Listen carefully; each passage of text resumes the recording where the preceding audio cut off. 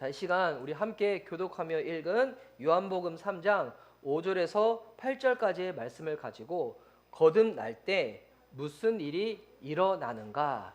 거듭날 때 무슨 일이 일어나는가? 라는 말씀의 제목으로 은혜를 누리고자 합니다. 자, 오늘 또 함께 예배 드리실 분들, 이렇게 저 지난주에 제가 이렇게 그 온라인으로 예배 드릴 때 앞에 이제 카메라만 있다 보니까 그거 아직 좀 익숙해서 좀 잘 해야 되는데, 제가 아직 방송인이 아니다 보니까 저는 방송하면 제가 되게 잘할 줄 알았거든요. 근데 그러지 않나 봐요. 카메라 혼자 두고는 잘 아직 못하는 이렇게 좀 이렇게 성미인데, 이렇게 함께 얼굴을 보면서 예배 드릴 수 있는 게 너무 기쁜 것 같습니다.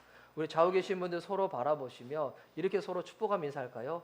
제 옆에서 함께 예배 드려서 너무 감사합니다. 이게 서로 한번 인사하면서 우리 한번 오늘 이게 한 번도 빠지지 않고 우리 눈으로 한번 다 인사합시다. 뭐 우리 교회가 뭐 몇십 명, 몇백 명 되는 교회도 아닌데 다 눈으로 보면서 인사하시면서 함께 예배 드려서 감사합니다. 함께 예배 드려서 기쁩니다.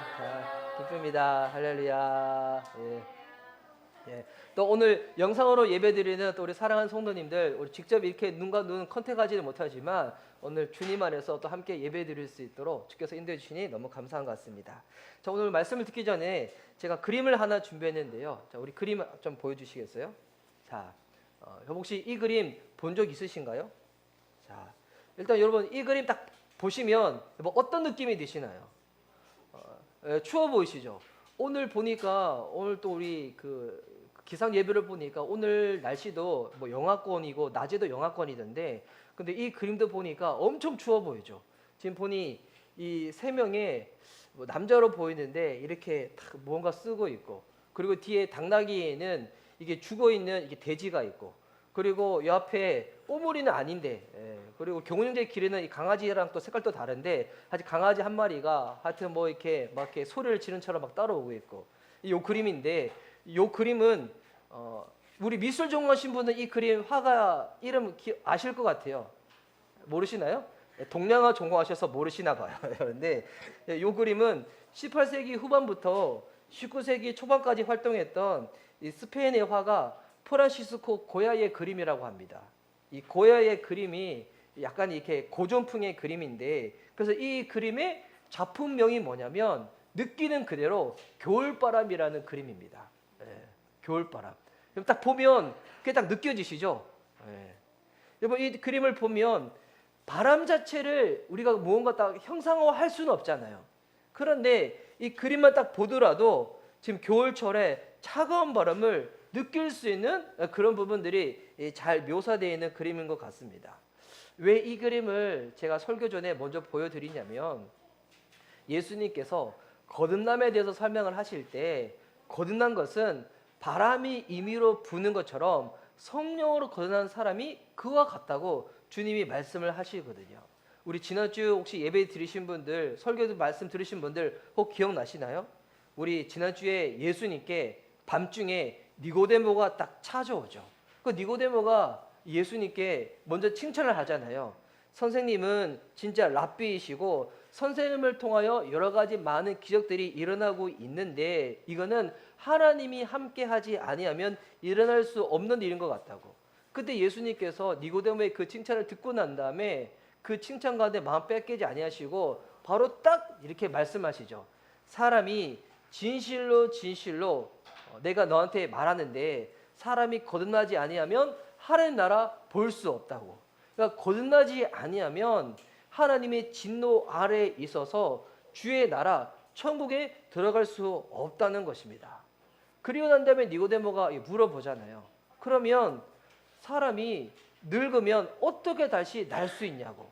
그러니까 예수님이 말씀하셨던 거듭남, 그러니까 우리말로 풀면 다시 태어난다는 것. 신학적 용어로는 이거를 중생이라 하거든요. 그러니까 다시 태어난다, 거듭남, 중생, 이거는 다 똑같은 뜻이에요. 이 얘기를 듣고 난 다음에 당시 이 니고데모는 신학적으로는 신학자이고 종교 지도자임에도 불구하고 예수님의 이 말 뜻을 제대로 이해하지를 못했었죠. 그러니 예수님의 그 말씀 가운데 뭐라고 대답을 하냐면, 나는 이미 늙었는데 우리 어머니는 이미 또 늙었는데 내가 어떻게 엄마의 뱃속에 다시 들어갔다가 다시 그 뱃속에서 날 수가 있냐고. 사람이 한번 태어나고 난 다음에 어떻게 다시금 태어날 수 있냐고. 이렇게 딱 다시 예수님께 물어봤었죠. 그리고 난 다음에 예수님이 그에 대한 또 다른 대답이 뭐냐면 오늘 요한복음 3장 5절 말씀이었거든요. 예수님 이렇게 말씀하십니다. 예수께서 대답하시되 내가 진실로 진실로 내게 이르노니 사람이 물과 성령으로 거듭나지 아니하면 하나님 나라에 들어갈 수 없느니라. 여러분 이 말씀 되게 난해한 구절이거든요. 우리가 이 말씀을 어렸을 때부터 신앙생활 하신 분들은 수없이 들었을 거예요. 물과 성령으로 거듭나야 한다고. 듣기는 들었지만 그때는 아하 내가 이해한 것 같았지만 시간이 지나고 난 다음에 다시 이 말씀을 딱 봤었을 때 여러분 제대로 딱 이해가 되시나요? 이게 참 어려운 말씀이거든요. 그런데 오늘 이 5절 말씀을 이해하려면 여러분 이 5절 한 구절만 이해하면 되는 것이 아니에요. 왜냐하면 이 제가 가지고 있는 성경을 보면 자 넘겨주시면 자 보면 제가 가지고 성경이 이렇게 되어 있거든요. 여러분이 성경책 이제 가지고 계신 분들 딱 보면 예수님께서 3절에 딱 대답을 하셨죠. 진실로 진실로 사람이 거듭나지 아니하면 하나님 나라 볼 수 없다고. 그리고 난 다음에 니고데모가 질문을 다시 던지고 난 다음에 그 질문에 대해서 예수님이 대답하시는 그 대답이 5절 한 구절로 딱 끝나는 것이 아니라 지금 어디까지 이루고 있어요. 여기 성경 보실 때 빨간 것은 뭐예요? 예수님 말씀. 시커먼 건 뭐예요? 그냥 예수님 말씀이 아니라 사람들의 이야기 또 아니면 그때 일어나고 있는 그 상황들을 설명하고 있는 거잖아요. 예수님의 지금 설명이 5절에서 8절 말씀까지 이어지고 있다는 거예요. 그러니까 이 5절에서 8절까지 말씀은 어떤 말씀이냐면 3절 이 한 구절을 풀어서 설명을 하시는 거예요. 풀어서 설명하시는 거. 그래서 5절 이 한 구절만 보는 것이 아니라 5절에서 8절 말씀을 다 한꺼번에 봐야지 3절에 이 예수님 말씀을 온전히 이해할 수 있다는 것입니다. 그래서 제가 이렇게 성경을 구입하실 때 보면 이 성경 저가는 예수님 말씀도 다 시커멓게 나와 있거든요. 그래서 성경을 구입하실 때 어떻게 하라고요? 조금 돈을 들이시더라도 이렇게 빨간 거 시커먼 거 구별할 수 있는 거 구입을 하시라고. 또 성경을 이왕 보실 때 어떤 성경을 보는 게 좋다고요? 이 어플 성경보다 이 종이 성경 보는 게 좋다고. 저는 가지고 있는 제 어플 성경은 되게 비싼 거예요. 저 원어가 나 있는 성경이라고. 그래도 여러분 그보다 더 좋은 거 뭐냐면 종이 성경을 보는 게 훨씬 더 좋다. 자, 그래서 요게 뭐냐면 만약에 이렇게 요리를 할 때 요리를 조금 하시는 분들은 그 주중에 저희 첫째가 파스타를 먹고 싶어 가지고 제 아내한테 물어봤거든요. 엄마, 제가 파스타 요리해서 먹을게요. 요리 좀 하신 분들은 아 그래 레시피 보고 하면 돼 라고 하지만 요리 못 하신 분들은 레시피 봐도 그 이해가 안 되거든요. 그럼 어떻게 해야 될까요? 하나씩 하나씩 차근차근 설명해 줘야 되겠죠. 재료는 어떤 거 구입해야 되고 그리고 요리할 때 어떤 도구가 필요하고 가스불을 어떻게 되고 몇 분을 삶아야 되고 어떻게 되고 차근차근 풀어서 설명해 줘야 되는데 그래서 거듭남에 대해서 풀어서 설명하는 게 5절에서 8절 말씀까지 이른다는 것입니다. 그 요 안에 뭐가 담겨져 있냐면 거듭날 때 어떤 일들이 일어나는지 또 거듭남의 근거가 무엇인지 왜 거듭나야 하는지 거듭남의 주체는 누구인지 이것이 5절에서 8절 말씀까지 다 담겨져 있다는 겁니다. 요거를 여러분이 좀 자세하게 볼 수 있도록 제가 표로 준비했는데요. 여러분 딱 보면 3절 말씀이 이거예요. 딱 보면 거듭나면 하나님 나라를 보고 거듭나지 아니하면 하나님 나라를 볼 수 없다는 거예요. 여러분 중간에 딱 이 경계가 있는 거죠. 이거는 뭐 어떻게 넘어설 수 없는 겁니다. 거듭난 사람은 주의 나라를 보고 거듭나지 않는 사람은 주의 나라를 볼 수 없다는 거예요. 요거를 5절, 6절, 이제 8절이 쭉쭉쭉 이제 나눠져 있는데 자, 그래서 이 5절 말씀에 딱 보면 제가 넘길게요. 제가 넘기고 있는 거죠. 예.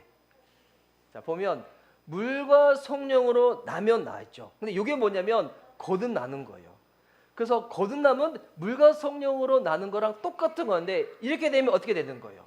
하나님 나라에 들어갈 수 있다는 거예요. 여러분 이거 잘 보셔요. 제가 이후에도 설명할 건데 예수님은 보는 거랑 들어가는 거랑 동일하게 보시는 거예요. 그런데 물과 성령으로 거듭나지 않으면 어떻게 될까요? 왜 안 넘어갈까? 자, 물과 성령으로 거듭나야 되면 그래서 이거 살 때 좋은 거 사야 돼. 그냥 안 좋은 거 사가지고 그때 제가 아낀다고 쿠팡에서 좋은 거 살 거지. 자, 근데 거듭나지 않으면 이게 뭐냐면 그렇지 않으면 그러니까 물과 성령으로 나지 않으면 어떻게 될까요? 주님 나라 들어갈 수 없다는 거예요. 정확하게 이해를 하셔야 되는 겁니다. 요거를 또 6절에서는 또 이렇게 설명하시는 거예요. 영으로 난 것은 영이고 육으로 난 것은 육이라는 거예요. 그러니까 거듭나는 것은 물과 성령으로 나는 것이고 물과 성령으로 나는 것은 그것이 곧 영으로 난 것인 거예요. 근데 거듭나지 않은 것은 물과 성령으로 나지 않는 것이고 물과 성령으로 거듭나지 않는 것은 육으로 아직까지 머물러 있다는 거예요. 근데 이에 대해서 또 예수님이 뭐라 말씀하시냐면 그 반응 놀랍게 여기지 말라는 겁니다. 그런데 거듭나지 않은 사람들은 이 반응 어떻게 여긴다는 거예요? 놀랍게 여기든지 예수님이 원치 않는 반응을 보이게 된다는 거예요. 이에 대해서 주님이 이 8절 말씀에는 또 이렇게 설명하시죠. 바람이 임의로 부는 것, 바람을 임의로 부는 것이 성령으로 거듭난 것이랑 동일한 거라고. 그런데 그렇지 않는 사람들은 자기의 행위로 또한 자기의 자의로 시도하는 사람들이 있다는 거예요. 그래서 요 3절 말씀은 예수님이 5절에서 8절에 풀어주실 때 딱 극명하게 두 가지 대조로 딱 설명을 하시는 거예요. 그래서 오늘은 요 5절, 6절, 7절, 8절을 제가 하나씩 설명을 해드리려고 합니다. 먼저는 우리 난의 구절이죠. 물과 성령으로 거듭나는 것이 무엇인가? 여러분 이에 대해서는 해석이 되게 분분합니다. 일단은 그래서 여러분 요즘 시대에 이 성경 보다가 잘 이해가 안 될 때 요즘은 되게 인터넷으로 검색을 많이 하신 분들이 있는데 제가 이 물과 성령으로 거듭나는 것을 인터넷으로 검색해 봤어요. 네이버로. 거기서 검색되는 것의 3분의 2가 어딘지 알아요? 신천지예요. 와, 3분의 2가. 근데 이거 그냥 일반인이 보면 구분을 못해. 지금 신천지가 요즘 대놓고 신천지라고 적기도 하지만 요즘 신천지 교회 중에서는 일반 교회 교단의 이름을 가지고 신천지로 활동하는 데도 있거든요. 신천지는 물과 성령을 어떻게 해석하냐면 물을 말씀으로 해석을 해요. 근데 성경 읽다 보면 성경의 몇몇 군데에서는 말씀을 비유적으로 물로 설명하는 구절이 있기는 있어요. 그런데 오늘 이 요한복음 3장에서 물을 말씀으로 해석하는 것은 되게 좀 약간 자기적인 좀 해석이거든요. 왜냐하면 이 구절만 봤을 때 물을 말씀으로 해석할 수 있는 그 근거가 없어요.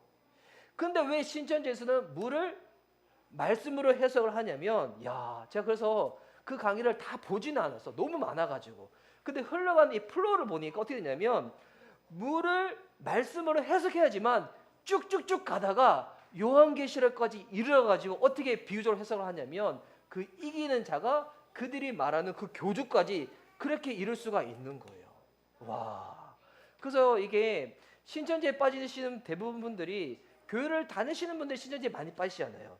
교회는 다니더라도 성경을 잘 모르시는 분들, 성경을 보시더라도 전체적으로 보지 못하고 이 전체적으로 구소서학의 관점으로 성경을 구약과 신약 봐야 되는데 그렇지 보지 못하고 성경을 보더라도 단어나 아니면 문맥에 상관없이 끊어서 보시는 분들이 있거든요.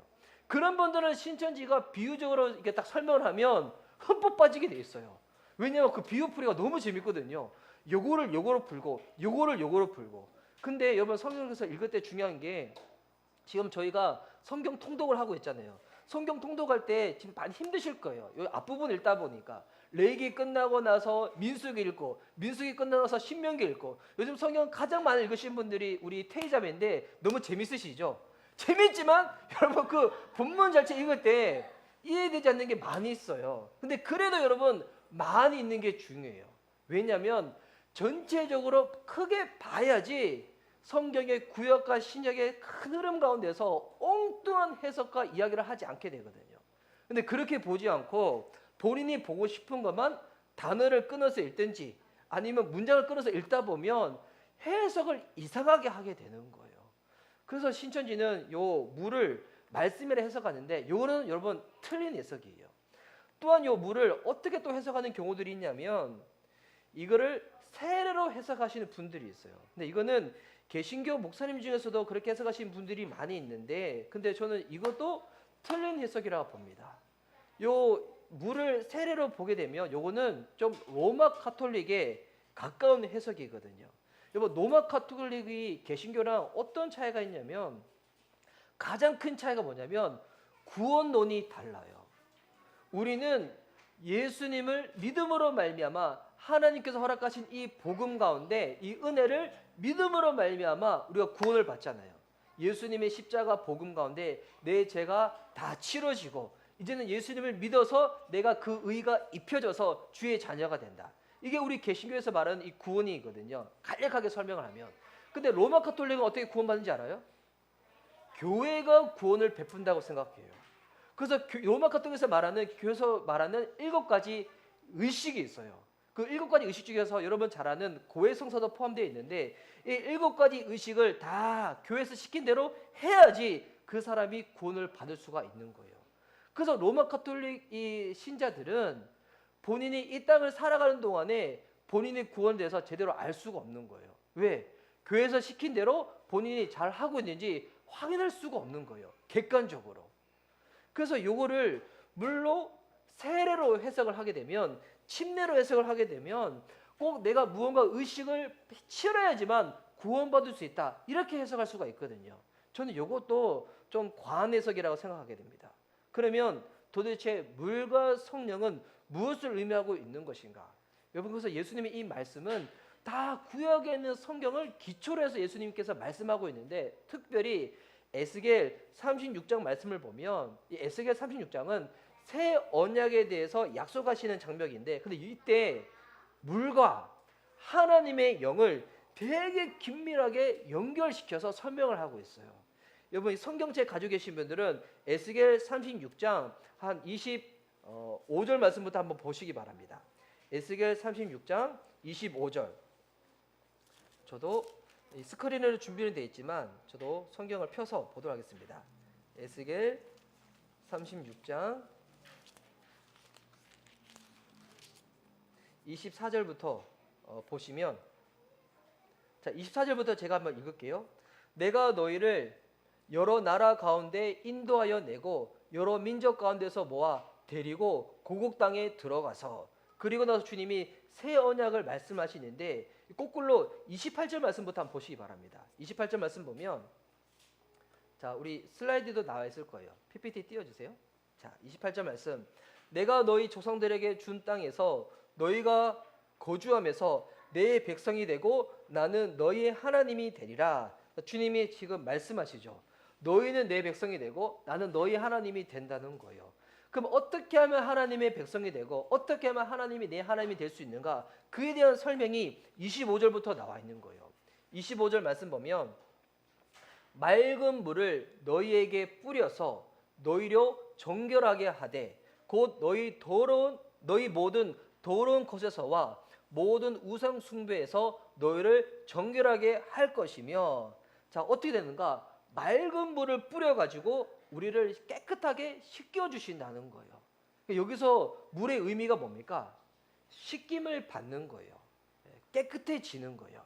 이게 물의 의미인데, 그런데 이어서 26절 말씀 보세요.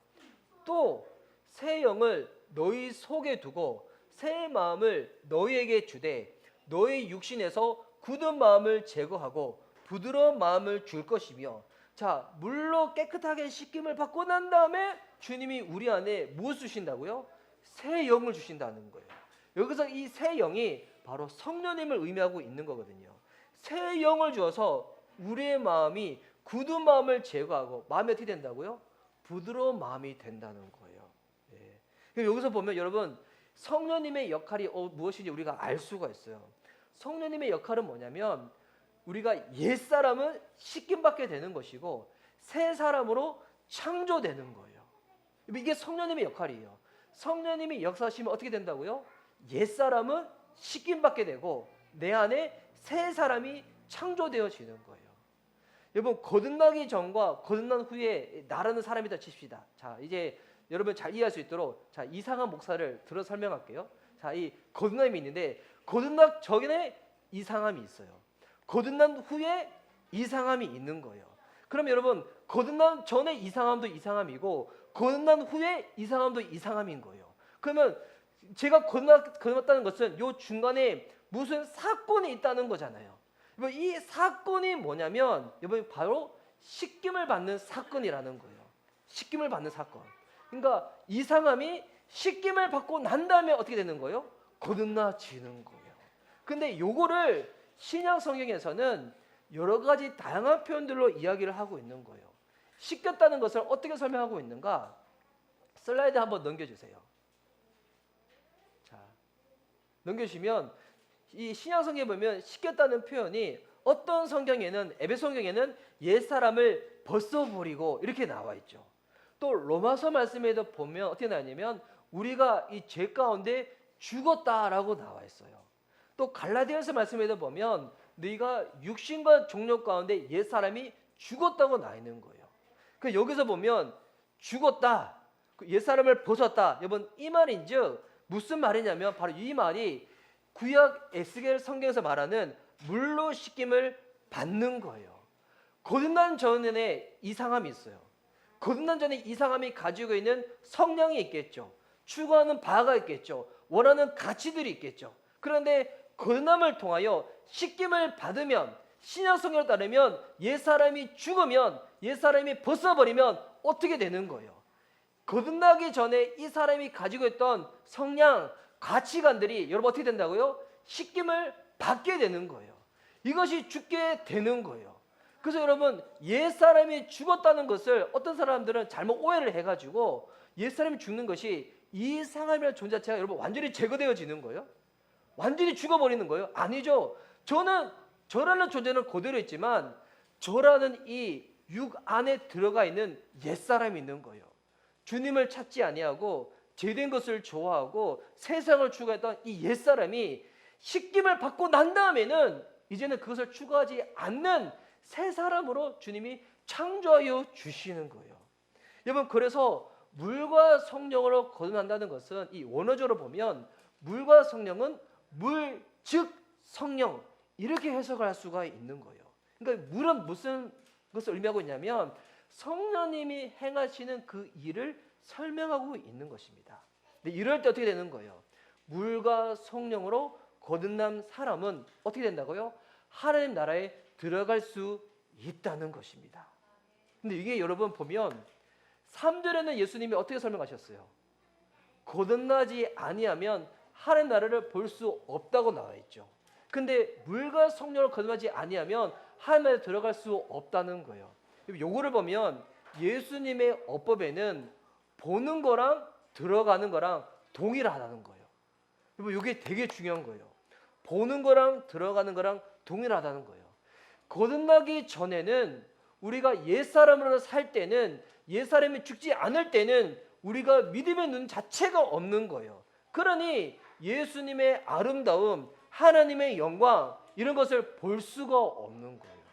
여러분 주님 믿기 전에 주님 알기 전에 예수님을 생각할 때 가슴이 뭉클하고 주의 영광이 아름답고 예배드릴 때마다 감격스럽고 이런 거 전혀 경험할 수가 없다는 거예요. 그런데 물과 성령으로 나게 되면 영적인 실제가 무감각해져 있다가 굳은 마음이 제거되고 부드러운 마음이 들어가게 돼서 어떻게 되냐면 영적인 것을 보는 눈이 생기게 되는 거예요.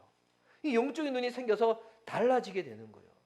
신약 성경에서 예수님은 보는 것과 들어가는 것을 일치시킨다는 거 너무 중요한 거예요. 왜냐하면 교회 안에 계신 분들 중에서도 본인은 본다고 생각하지만 실제로 보지 못한 사람들이 있다는 거예요.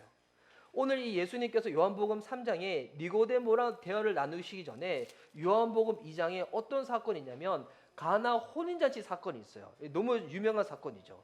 그 사건에 예수님께서 물을 받고 포도주로 만들고 난 다음에 그 사건을 봤던 사람들이 어떤 반응을 보이는가, 그리고 성전에서 예수님이 성전 정화 사건을 일으키고 난 다음에 사람들이 어떤 반응을 보이냐면 이 요한복음 2장 23절에 나와 있는데요. 제가 한번 읽어드릴게요.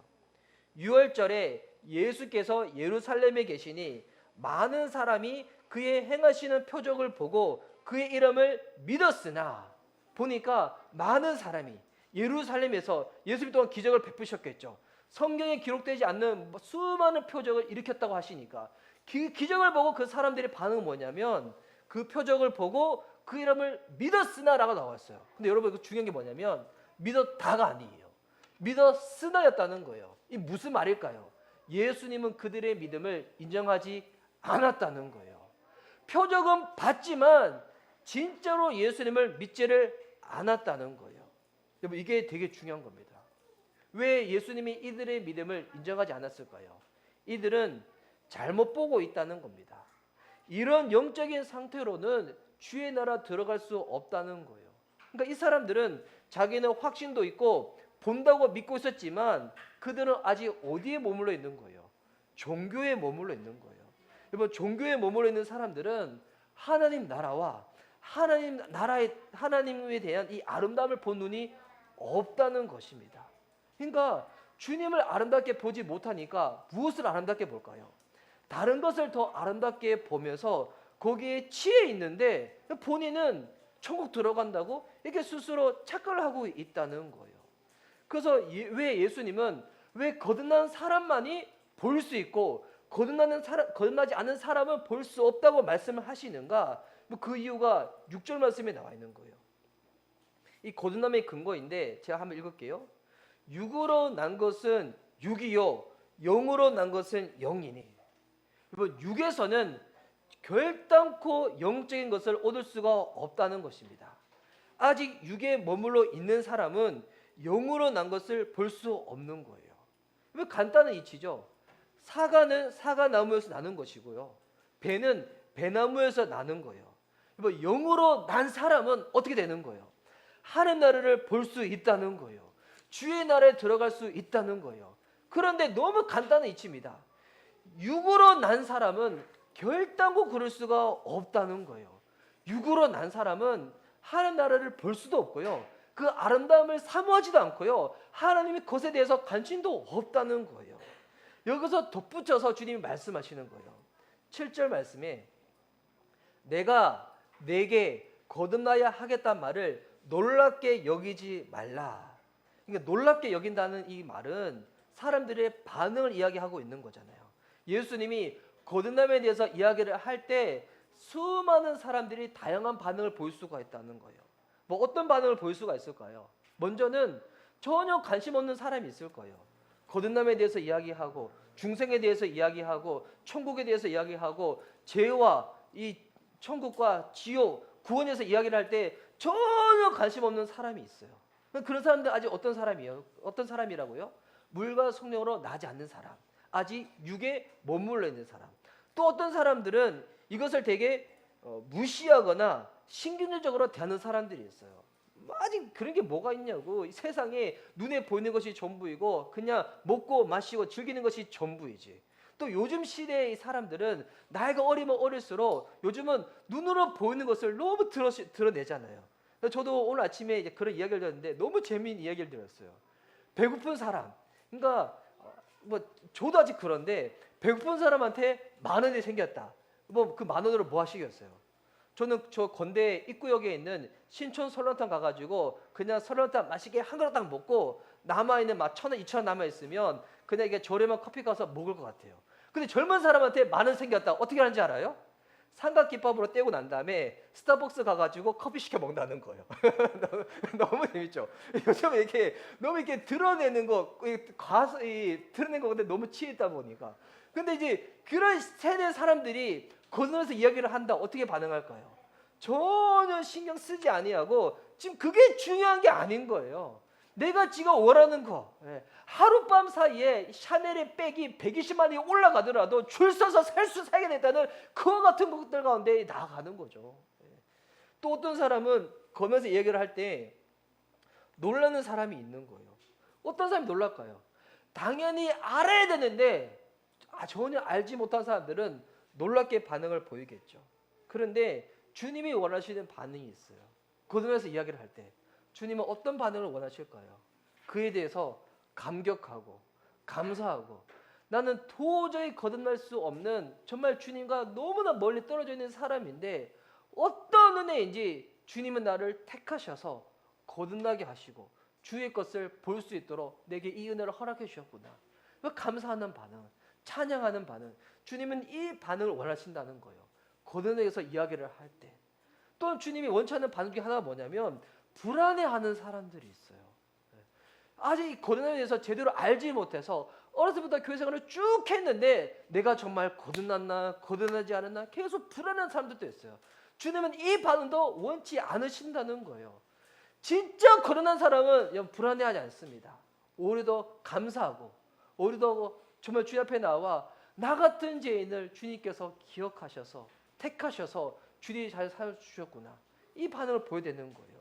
그리고 난 다음에 주님은 이 거듭남에 대해서 어떻게 하면 거듭나게 되는지 이 말씀을 이 8절에 하시는 거거든요.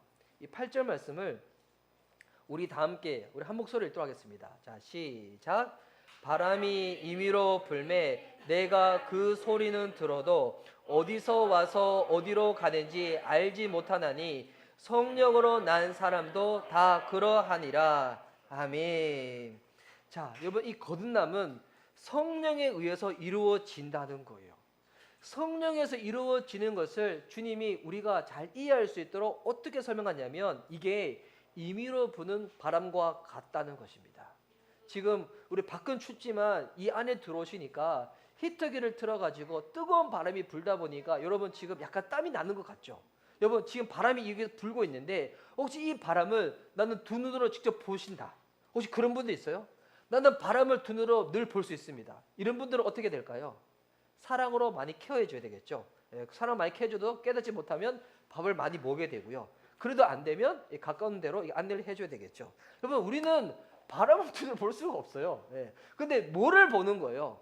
바람이 불고 난 다음에 바람의 효과로 말미암아 나타나는 일들을 보는 거죠. 그것을 보고 듣고 느끼는 겁니다. 근데 이게 거듭남도 마찬가지라는 거예요. 뭐 거듭남은 진짜 이게 하나님의 놀라운 신비예요. 요거를 여러분 다음 주에 또 나눌 거예요. 거듭남이 하나님의 신비라는 거. 다음 주 설교 너무 중요해요. 오늘 설교도 중요하지만 다음 주 설교도 너무 중요하다는 거. 여러분 다음 설교 안 들으면 안 돼. 너무 중요한 설교 때문에. 왜? 거듭남은 하나님의 신비라는 거거든요.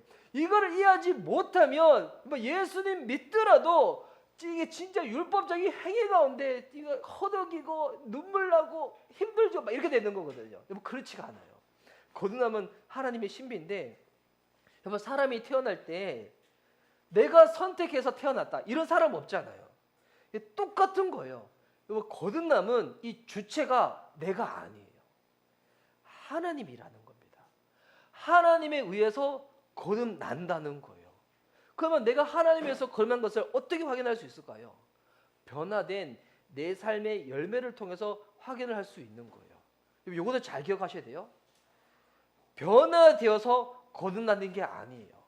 하나님에 의해서 거듭난 자들은 변화된 삶을 살게 된다는 것입니다. 여러분 거듭난 사람과 거듭나지 않는 사람의 가장 두드러지는 특징이 뭘까요? 거듭나지 않은 사람들은 하나님과 하나님의 것들에 무관심합니다. 전혀 관심이 없어요. 심할 경우에는 하나님에 대해서 공개적으로 이 적대적인 그와 같은 반응을 보이죠. 우리는 신앙생활 할 때 우리가 가지고 있는 오해 중에 하나 뭐냐면 우리가 숨어있는 하나님을 찾아야 된다고 생각할 때가 많이 있어요.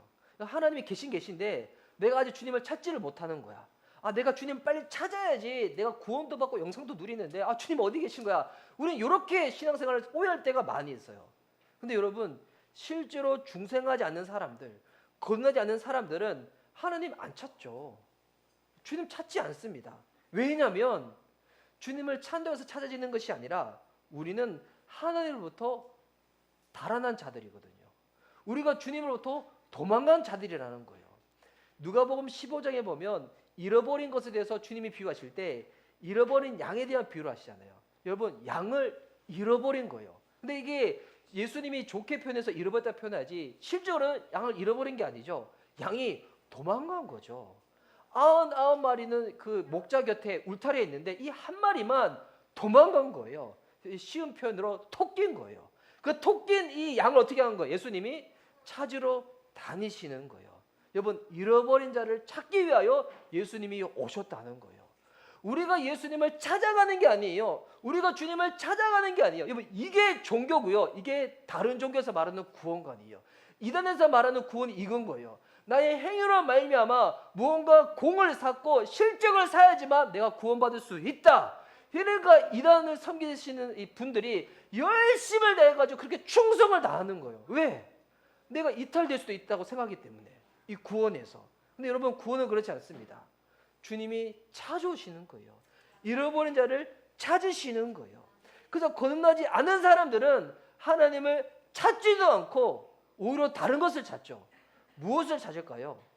내 내면의 평화, 뭐 행복, 아니면 내가 지금 마음이 힘든데 죄로 눌려 있는데 이 죄책감으로부터 내가 좀 탈피하는 것들, 위로받는 것, 조금 좀 도덕적이고 윤리적이면 무언가 의미 있는 삶을 찾아가는 것. 근데 여러분 그거 아시나요? 이와 같은 이 모든 것들은 오직 하나님 안에서 주님만이 줄 수 있는 것인데, 근데 정작 하나님께는 관심이 없다는 거예요. 이게 진짜 비극이죠. 하나님 안에 들어가 있는 것들인데, 근데 하나님에게는 관심이 없다는 거예요. 대신 하나님을 보지 않고 찾지 않는 상태에서 다른 유익만 구하는 거죠.